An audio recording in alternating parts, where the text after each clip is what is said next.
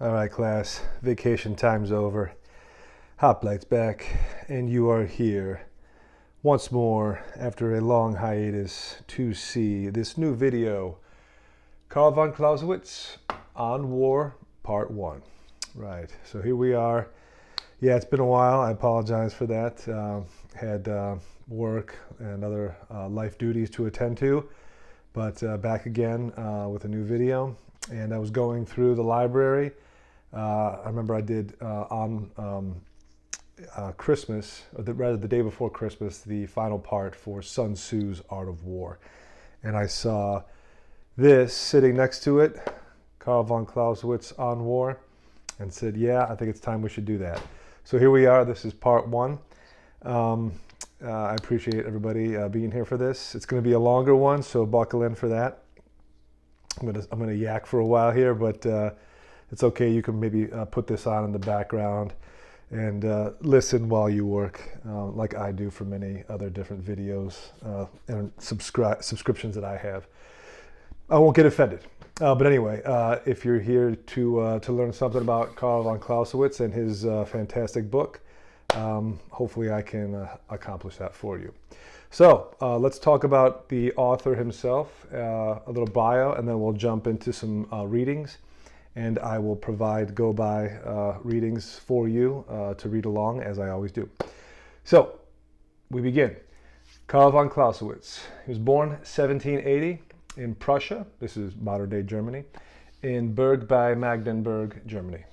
And he died 1831 in Wrocław, Poland.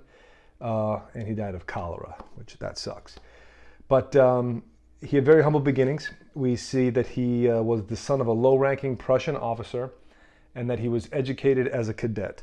So he really got no special treatment in the Prussian military. His dad was some Prussian officer, some nobody. So he just went through the training corps and became a cadet at the military academy, probably the same as his dad did. We see later he saw active duty, and this was during the French Revolutionary Wars. So this was quite a turbulent time in Europe. The United States had declared independence from England around 1776, shortly before von Clausewitz was born. And we saw the rise of a new emperor, an empire, Napoleon in France. So there was a lot going on in the globe, lots of war being waged, and Napoleon definitely brought that to Europe in von Clausewitz's day. So he was called to active duty during the French Revolutionary War, and he personally fought in the battles of Jena and Auerstadt in 1806. And Prussia was on the losing end of these battles, and he was captured by Napoleon's forces, but soon thereafter released. So lucky for von Clausewitz, he fought in these wars, he was taken prisoner, and he was released, and he got to go back into the Prussian military. And at this time, after his release from Napoleon's forces following the battles of Jena and Auerstadt, we see that Karl von Clausewitz got most of his experience and understanding of what warfare was and how he was just a small part of it on the battlefield as a low-ranking officer as his father was. However, we later learned that von Clausewitz was a brilliant mind, and his book obviously demonstrates that fact. The superior officers in his command saw this as well, and he quickly began to rise in the ranks of the Prussian military. He even served, I think, briefly with Russian forces while they were waging war against Napoleon. So he lended his services out to possible enemies of Prussia, but at this time they were considered allies because France was the up-and-coming power, and everybody had to more or less fight off France at one time or another during Napoleon's reign, because Napoleon was on the march and he was stretching his forces far and wide, and it was a gamble pretty much for the entire continent of Europe at this time. And because of von Clausewitz's brilliance, he was later promoted and became the military admin director of the Military Academy of Berlin, and that's a big deal. Because of his experience during the French Revolutionary Wars and of his intelligence, he said, well, I need to commemorate my understanding of what war is to book so that people can perhaps learn from what I learned in my life, and this will be my mark upon history. And this is the opportunity he took. So while he was the military admin director of Berlin, he spent the years of 1815 and 1830 composing on war. So 15 years to write this book. That's a lot of research and that's a lot of time. But it was the culmination of his understanding and the culmination of his life. And if you really have a goal in mind, it doesn't matter if it takes you 5, 10, or even 15 years, you're going to see it through. And that's what von Clausewitz did. Unfortunately, he was called back to active duty and he died of cholera while on a campaign to suppress a Polish revolt. So he must have contracted cholera somewhere. I mean, back then, in these days, warfare, especially in Europe and in the United States, the implements of warfare far exceeded medicine, scientific advancement in life-saving technology. So it was a pretty brutal time to be alive. You had gunpowder and you had all the things that go with that as far as it comes to creating weapons of war, but you really didn't have the same kind of understanding to match the implements of war that you would need to perhaps preserve or save life on the battlefield. People were getting their arms and their legs cut off because they had no way of treating you and they didn't want your arms or your legs getting gangrenous, so the only solution was to cut your limbs off.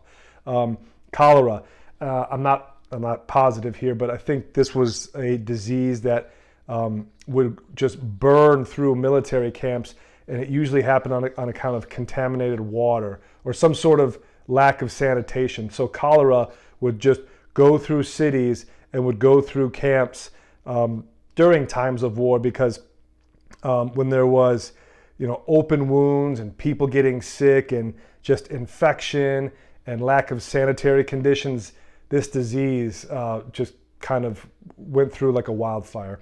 And it's very likely that von Clausewitz either contracted cholera through some contaminated water or some other form of less than sanitary conditions. So he succumbed to that, unfortunately. But lucky for us, his wife, Marie, also known as the Countess of von Brühl, marrying into money. Carl, that was a good idea. Good tactics there. She had On War published in 1832 for her husband posthumously. So that was nice of her, right? So not only was she a rich chick, but she loved her husband, and she made sure that the work that took him 15 years to create actually got printed. All right. I'll go through more biography for von Clausewitz in parts 2 and 3. There will be 3 parts of this. But there's a quick down and dirty bio for the author. All right, here we go. On War. And we're going to start with some notes that the author wrote to himself in 1827 regarding the book he was about to write. All right, we begin. And von Clausewitz said, "War can be of 2 kinds, in the sense that either the objective is to overthrow the enemy, that is, to render him politically helpless or militarily impotent, thus forcing him to sign whatever peace we please, or merely to occupy some of his frontier districts, so that we can annex them or use them for bargaining at peace negotiations. Transitions from one type to the other will of course recur in my treatment, but the fact that the aims of the 2 types are quite different must be clear at all times, and their points of irreconcilability brought out. This distinction between the 2 kinds of war is a matter of actual fact, but no less practical is the importance of another point that must be made absolutely clear, namely that war is nothing but the continuation of policy with other means. If this is firmly kept in mind throughout it, it will greatly facilitate the study of the subject, and the whole will be easier to analyze." All right. So what is he saying here? So in his estimation, war is comprised of 2 different means, or 2 different methods, rather. Number 1, overthrow the enemy, right? Render him politically helpless or militarily impotent. Makes sense, right? You want your opponent to no longer be a threat to you, whether it be politically or militarily. So if you overthrow him by force, that's good. Then the war is over and you've won, and now you dictate the peace. Secondly, the method of merely occupying some of his frontier districts. So this would be, if you ever played the game of Risk, this is like aligning your armies along the borders or along the territories of your opponent to show that you mean business. This is more or less leverage or pressure.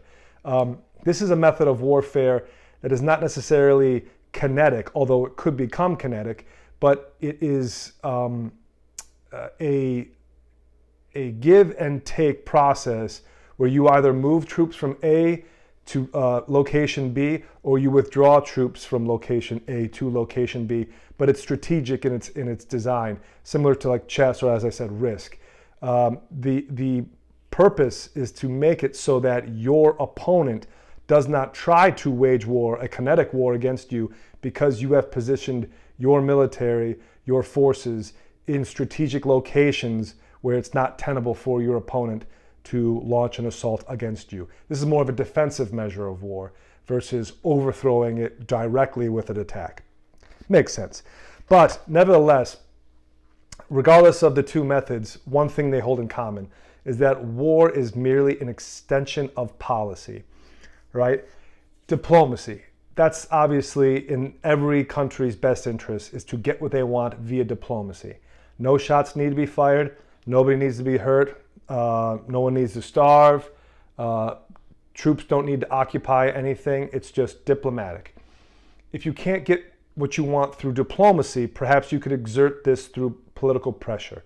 And that would be using your allies or your resources to make your opponents or your enemies' desires, their wishes, hard to attain or too costly to pursue.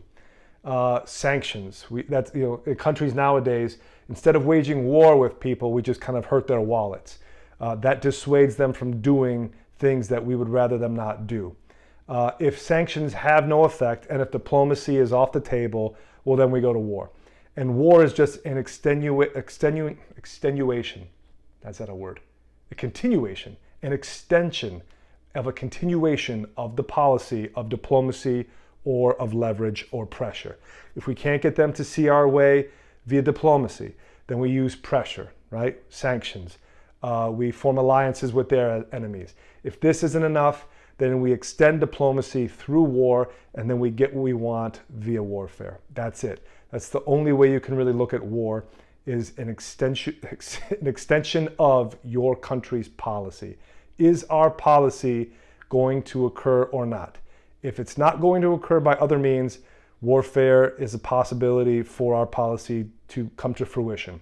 Although most countries would tell you that it should be your last resort, because once warfare is waged, as von Clausewitz says, your enemy doesn't really have a reason to come back to the bargaining table till that war is resolved, unless you have rendered them impotent. But just because war is being waged doesn't preclude you from going back to earlier methods of policy, which would be diplomacy or sanctions. It's a free-flowing, free-form manner of diplomacy. But warfare should always be kept in reserve, as again von Clausewitz will say, because it is one of those things that can create tensions among countries that did not previously exist, whether it be diplomacy or sanction. So it's kind of saying once you open that door, it's very hard to close it behind you, because you have now demonstrated to your opponent that you are willing to bring them physical harm. And it's hard to go back on that. Okay, let's continue on. And we'll go to chapter 1, What is War? This is on page 13. Von Clausewitz said, I shall not begin by expounding a pedantic literary definition of war, but go straight to the heart of the matter, to the duel. War is nothing but a duel on a larger scale. Countless duels go to make up war, but a picture of it as a whole can be formed by imagining a pair of wrestlers. Each tries through physical force to compel the other to do his will. His immediate aim is to throw his opponent in order to make him incapable of further resistance. War is thus an act of force to compel our enemy to do our will.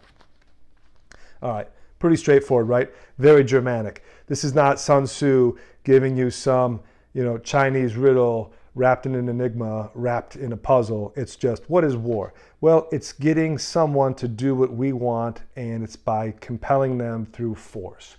And you must look at it like a duel. It's the same as one man meeting one man upon a field, except on a much grander scale, right? This man has all of these resources at his disposal, be they ships, be they ramparts, be they fortresses, be they troops, be they cavalry, what have you. And it's that force versus your force. And it's a wrestling match, right? It's each opponent trying to maneuver his opponent into a position of either impotence or into a position where he can recover, right? So you want to recover your strength or eliminate your opponent's ability to resist you further. And that it is done through physical force. So as I said, a continuation of policy, but this is where we get physical, right? It's like things are going to get physical. We're going to go to war. There's no more talking. There's no more sanctioning. There's no more embargoes. This is me making you hurt. This is me putting you through pain and hardship. It's force. And that's all there is to it. Okay. He continues on.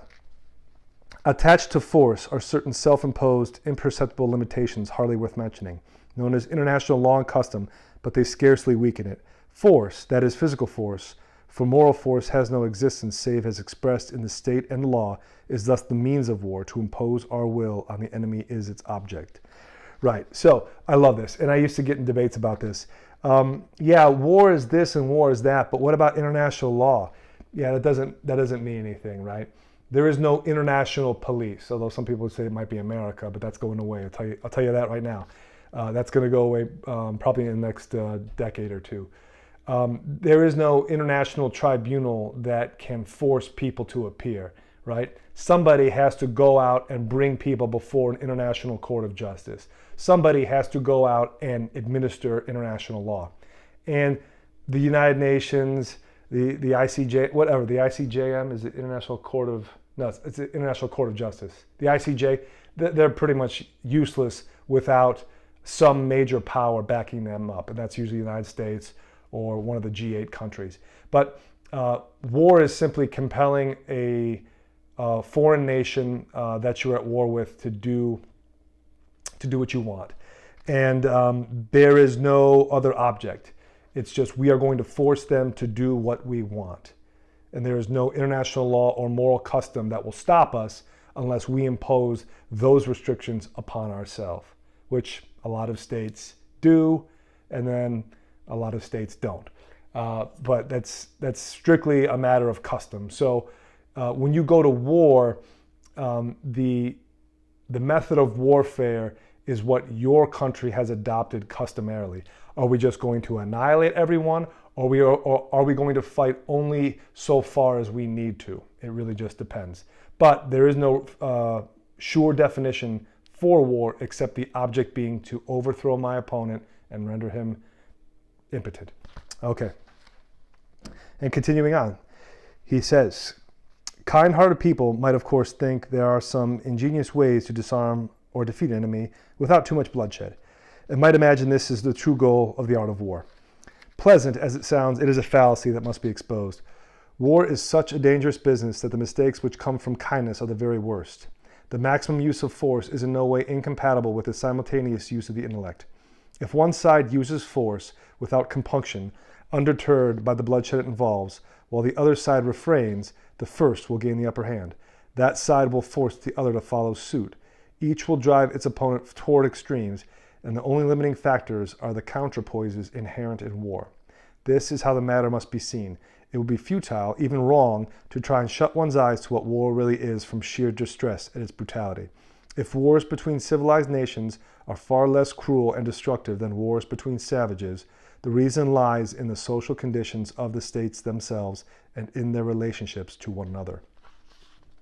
Right, so as he said in the earlier passage, listen, kind-hearted people like to imagine that there is some other way of waging war or getting what you want via war where people don't have to die and not too much, and you can avoid the bloodshed. He's saying that's a dangerous mistake, because war is not limited by what you perceive it to be. It is only limited by how far you will go, but more importantly, how far your opponent will go or how far they can go. And what he says here is that if one side is ready to use force without compunction, is undeterred by bloodshed, it doesn't share the same moral scruples you do, well, you are either going to be defeated or that opponent is going to drive you to the next extreme, which is being more bloodthirsty, more savage than they are. And he says here that if you believe that civilized nations wage war differently than savage nations, this is incorrect. That is only the way because the two nations waging war have developed their own customs, their own culture, their own self-imposed rules. If savage nations have no rules, well, civilized nations have no rules either, except the ones they have made for themselves. So when you get down to it, war is brutal, war is bloodshed, and if you are driven to one extreme, your opponent may be driven to the next, and then he will drive you to the third, and so on and so forth, and it can go this way. But disabuse yourself of this idea that war has its limits beyond what the human intellect can conceive of, or what human determination can drive them to do. Okay. Like any other endeavor. We go to page 15. Von Clausewitz continues and finishes up this chapter by saying, the invention of gunpowder and the constant improvement of firearms are enough in themselves to show the advancement of civilization has done nothing practical to alter or deflect the impulse to destroy the enemy, which is central to the very idea of war. War is an act of force, and there is no logical limit to the application of that force. Each side therefore compels its opponent to follow suit. A reciprocal action is started which must lead, in theory, to extremes. This is the first case of interaction and the first extreme we meet with. Cool. So he says there are three extremes here, and this is the first. And he gives the example, as I mentioned earlier in the intro, just the invention of gunpowder and its application to war via cannons, via muskets, via pistols, via mines, incendiary devices, explosives. Civilized nations have developed these very, very effective and brutal ways of killing other civilized people. How civilized does that sound? Not very civilized. But that's why he tells you to forget this idea that war has limitations based upon the people who are waging it. There is nothing that can logically be applied to warfare except that if my opponent drives me to the next extreme, I must meet that extreme or I will be overtaken. So it's essentially kill or be killed, right? If your opponent brings a knife, you better have a knife too.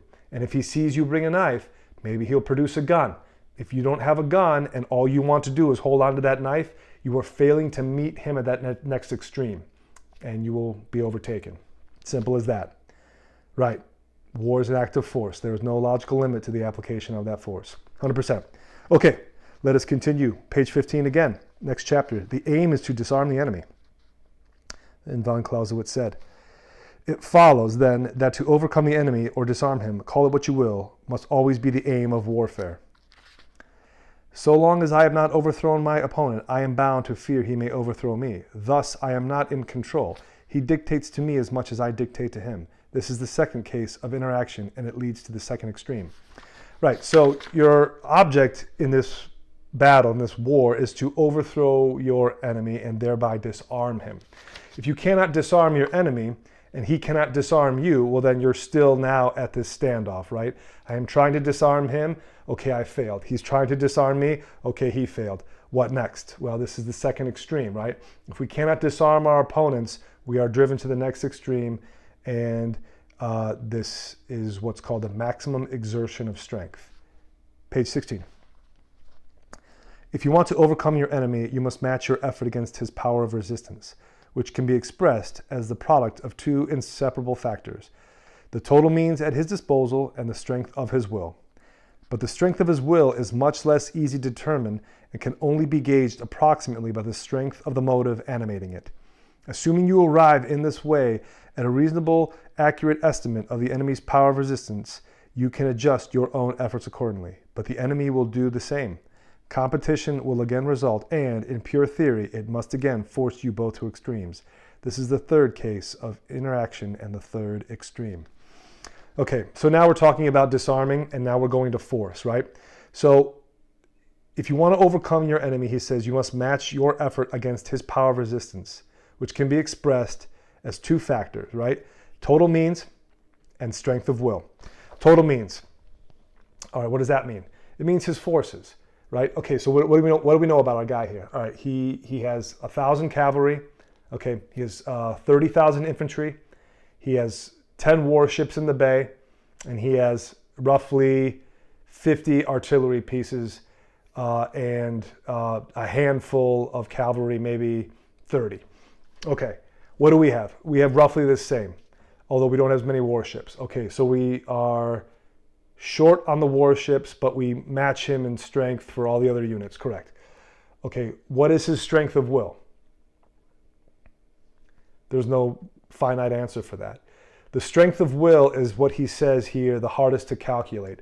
But when you are engaged in the fighting, that becomes clearer and clearer, right? Are you fighting for territory or are you fighting for your survival? Fighting for territory might give you a lot of motivation. Fighting for survival will give you all the motivation you need.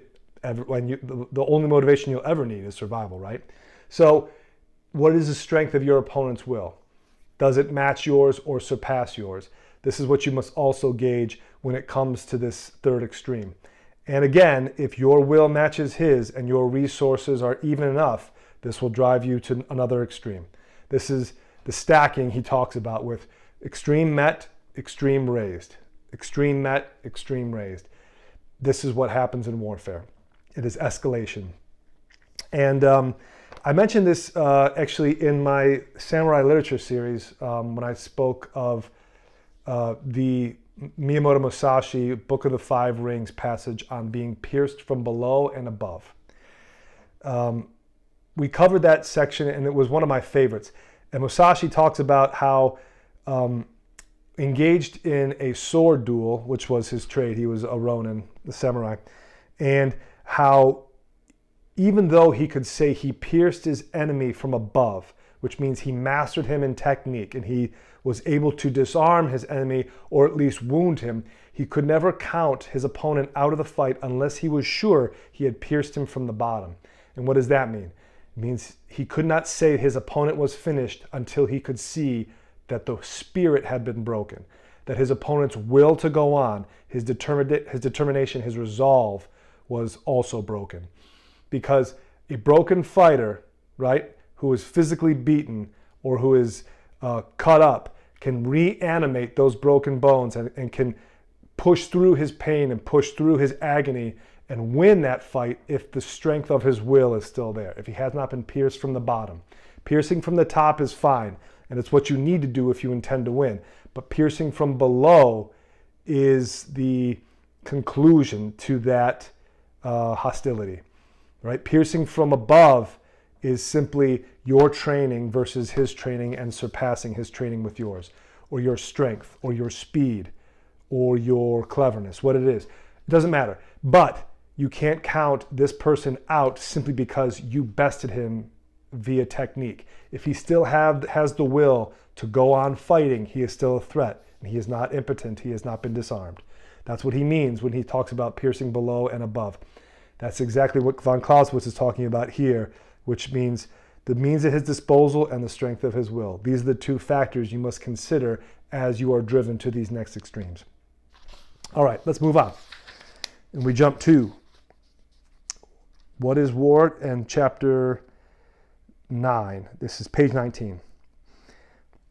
He says, lastly, even the ultimate outcome of a war is not always to be regarded as final. The defeated state often considers the outcome merely as a transitory evil, for which a remedy may still be found in political conditions at some later date. It is obvious how this, too, can slacken tension and reduce the vigor of the effort. Right, so a good example of this is Vietnam in the modern sense.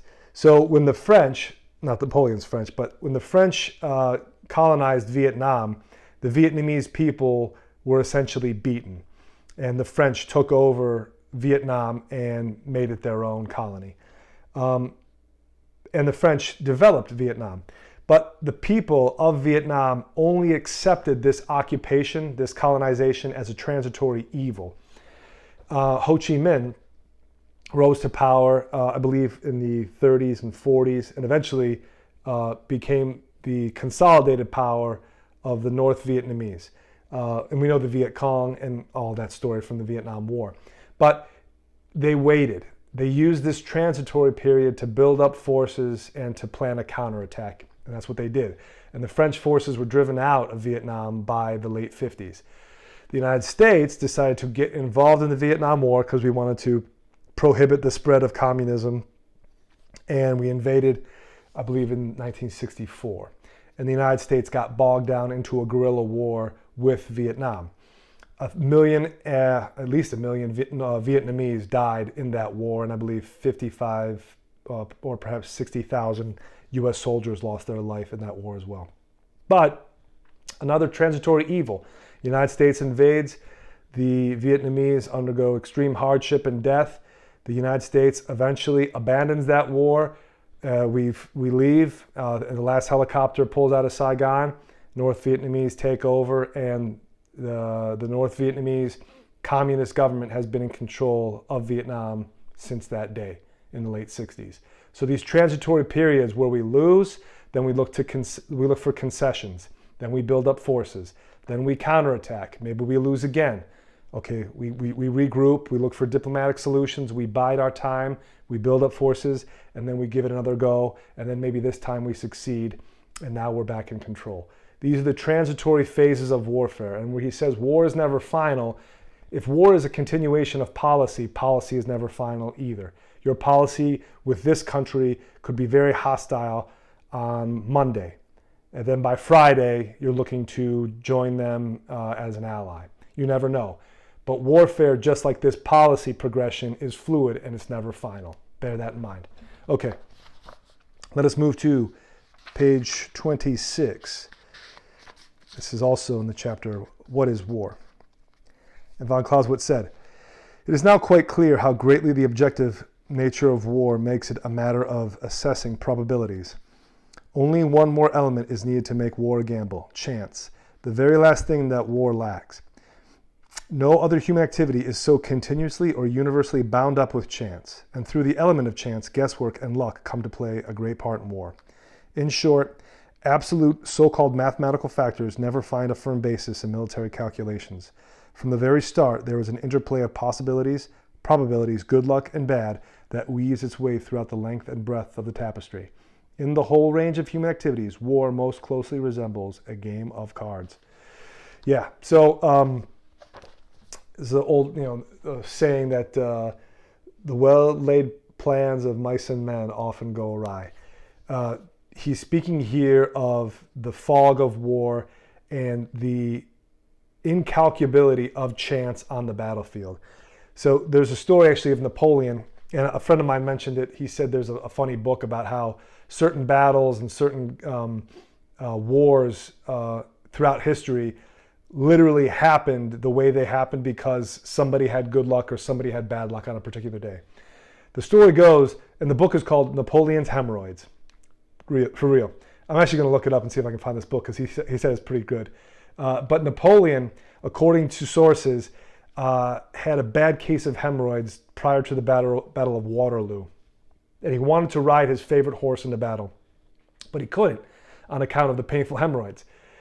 His commanders said, "Sir, the field is set, our soldiers are ready to go, everything is in place. If we strike now, victory is all but certain." Napoleon couldn't ride his horse. He wanted to wait.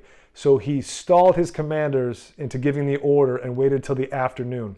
By this time, though, his enemy had been able to recalculate where their forces needed to be in opposition to Napoleon's. The weather conditions also became more favorable for his opponents, and they lost. If Napoleon's hemorrhoids hadn't flared up that day, would he have won the Battle of Waterloo? Maybe. Who could have made that calculation? Nobody. It's just one of those things that happens. It's chance. It's like a game of cards. You want that ace to be dealt, right? But you get the 3 of clubs and you're like, well, I lost. Maybe the ace gets dealt on the next hand and you win. Who knew you were going to lose on this hand but win on the next one? It's all up to chance. And he says that war, because of all the variables at play and how the fluidity of motion through war changes like more often than the wind, because of the non-static nature of war, the ever-presence of these variables and probabilities is endless. Therefore, you can never make these hard and fast calculations when it comes to war, because you're soon going to find out, like Napoleon did, your odds of winning literally went from 100 to 0 in less than a couple hours. Okay, let's move on to page 32. And this is the purpose and means of war. This is chapter 23. And von Clausewitz said, later, when we are dealing with the subject of war plans, we shall investigate in greater detail what is meant by disarming a country. But we should at once distinguish between 3 things, 3 broad objectives, which between them cover everything: the armed forces, the country, and the enemy's will. The fighting forces must be destroyed. That is, they must be put in a condition that they can no longer carry on the fight. Whenever we use the phrase destruction of the enemy's forces, this alone is what we mean. The country must be occupied, otherwise the enemy could raise fresh military forces. Yet both these things may be done in war. That is, the animosity and the reciprocal effects of hostile elements cannot be considered to have ended so long as the enemy's will has not been broken. In other words, so long as the enemy government and its allies have not been driven to ask for peace, or the population made to submit. Okay, disarming the enemy breaks it down to 3 simple factors, right? Number 1, the fighting forces of the enemy must be destroyed. As I said with that passage by Musashi in the 5 Rings, this is piercing the enemy from above. You have disarmed him. You have rendered him either injured or incapacitated, but his will is not yet broken, right? If he's injured, that's good. That's a good thing for you. If he's incapacitated, even better. But is he incapacitated to the point where he has given up his will? Yes or no? If it's a no, then he's not yet defeated. He is not yet disarmed.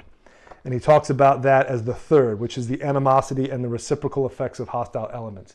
If the enemy still has the will to fight, despite being injured and despite the fighting forces being destroyed, if the country has not yet been occupied, the people can still raise new, fresh troops. The government is still intact. If the government is still intact and the people have not yet been occupied, they can still draw more troops from their reserves, from their civilian forces, and start the fight over. Because if the will is not broken and the fighting forces are the only thing that have been destroyed, well, then the 3 factors have not yet all been dealt with.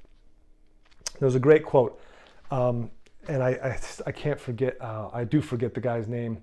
He was a Japanese admiral in World War II. He's in that movie Tora. Anyway, he had a famous quote when he was asked by a subordinate, is that if the Japanese end up succeeding in Pearl Harbor and invading the U.S. mainland, how did you foresee the war going, and how would we achieve victory? And the admiral said, this might be a different admiral that said, I think we've awoken a sleeping giant. But what he said is that he believed that even if the Japanese forces were able to destroy the U.S. fighting forces, they would have to occupy the United States itself, which was a massive territory.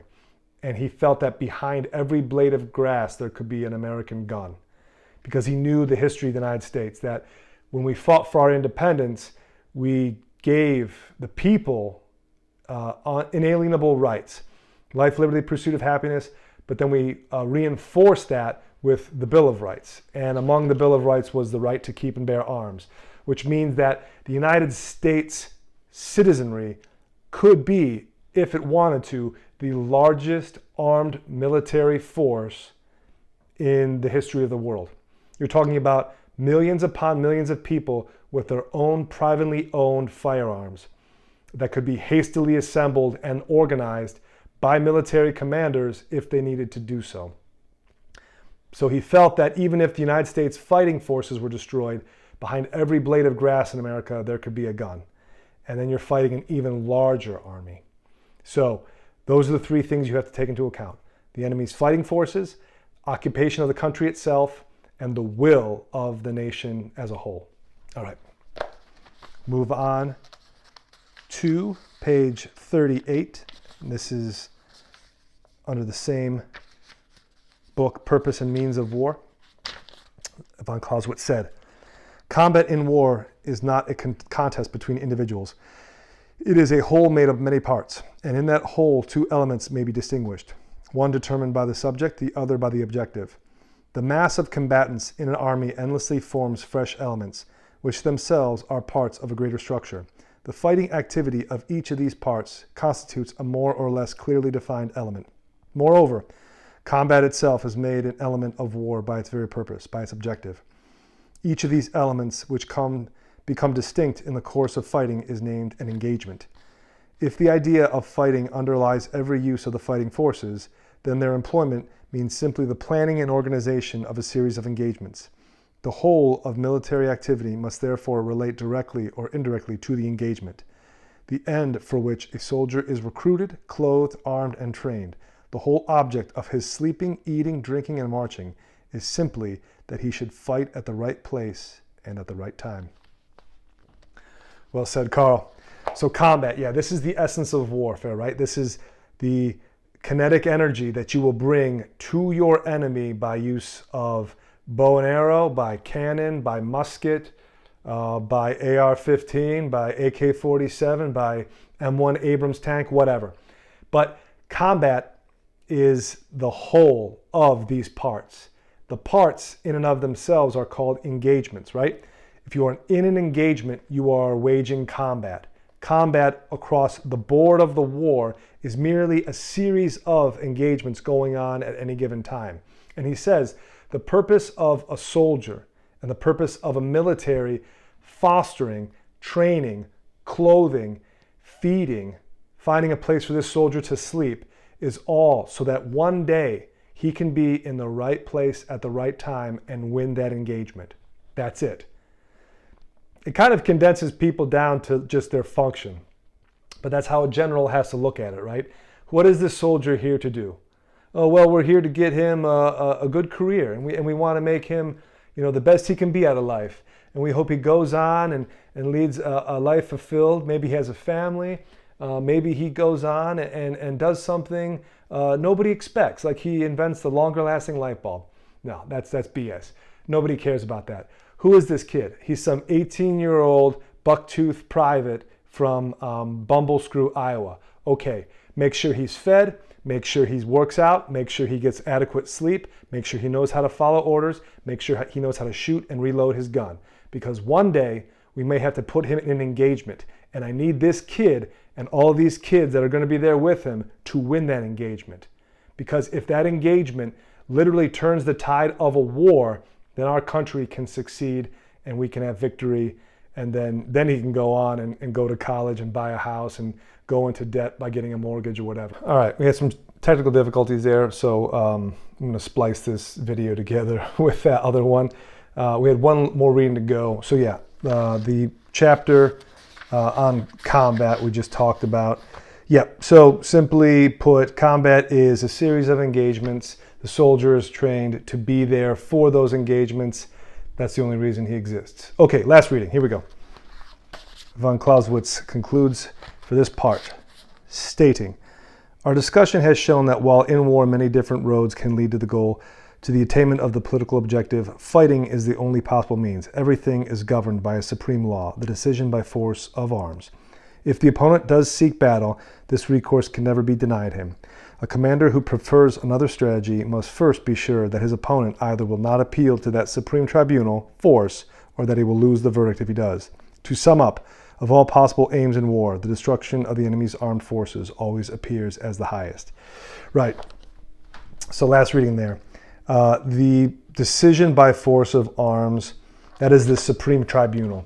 So you have to demonstrate to your opponent that waging war and appealing to that tribunal is not in his best interest. But you always have to assume that your opponent may pursue that avenue if diplomacy has failed or sanctions or other monetary means have not enabled them to get their way.